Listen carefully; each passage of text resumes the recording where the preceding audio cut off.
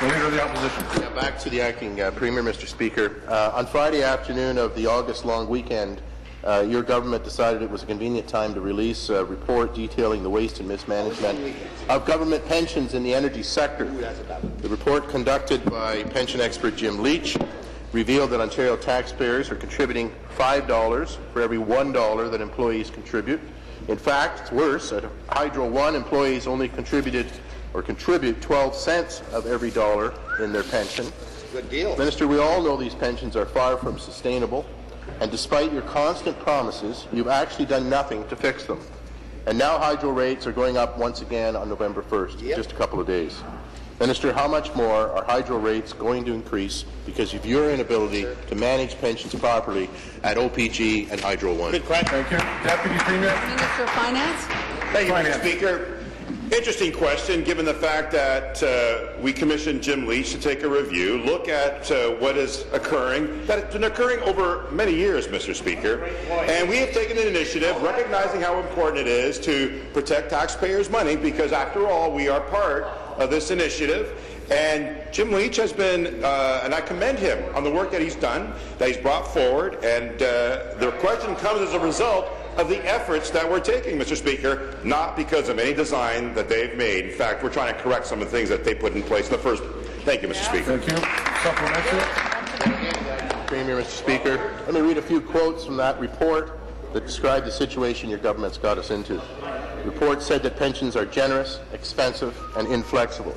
It also stated, should plans go further into deficit, the sponsors and ultimately ratepayers will be required to pay even larger contributions. Now, Minister, your government did recognize this problem as far back as 2 years ago in 2012 when you committed in that budget to reform these ludicrous pensions, but you've done nothing since except reiterate that promise 2 more times. So it's clear you won't act, or you don't want to act, or you don't have the stomach to act to get these skyrocketing hydro rates under control. Do you really think it's fair that these people, public service employees in the energy sector, have these hugely fat pensions, and yet people at the other end of the spectrum in Ontario are having the lights shut off because they can't pay their bills? Mr. Finance.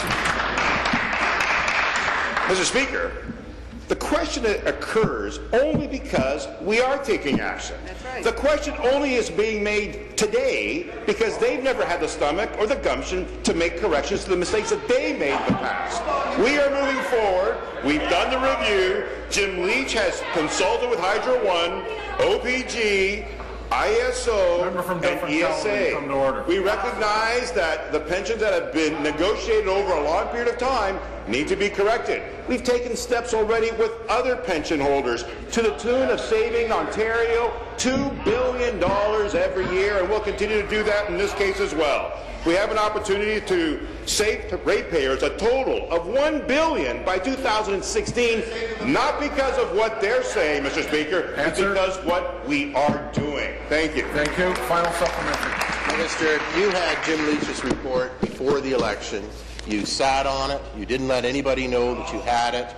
You didn't let Mr. Leach speak about his recommendations.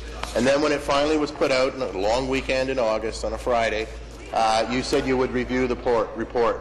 You have said since 2012 that you would do something about this. Meanwhile, you continue to sign collective agreements in the energy sector that perpetuate these bloated pensions, these bloated,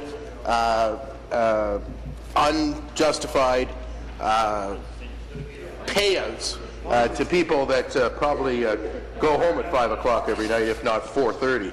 The fact of the matter is, Mr. Speaker, he mentioned the Electrical Safety Authority. Well, in May of this year, you signed a collective agreement with them that not only perpetuated their bloated pensions, but you gave them a 2.7% pay increase. 300,000 Ontarians are out of work in the manufacturing sector. Guess what? I say to them, Mr. Speaker, guess what? They've had 100% pay cut. Why do you keep going with these pensions and increasing hydro rates in this program? Thank you. Thank you. Mr. Speaker, we have had over 700,000 net new jobs since 2003. We have over 100,000 jobs that were created last year. They suggest that we cut 100,000 jobs in their platform.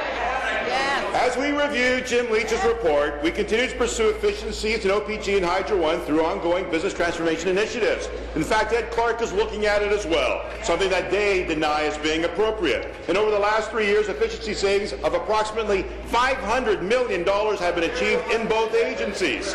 OPG launched a company-wide business transformation initiative to enhance efficiencies further and reduce spending. And to date, OPG's business transformation plan has resulted in savings of $275 million in 2011. As noted, the work that we're doing is going to save over $1 billion by 2016 with pensions, and Hydro One has identified over $500 million in cost savings and productivity improvements in 2013-15 alone. We're doing the job, Mr. Speaker, and we'll continue to do so. Thank you. Question, member from Kitchener-Waterloo.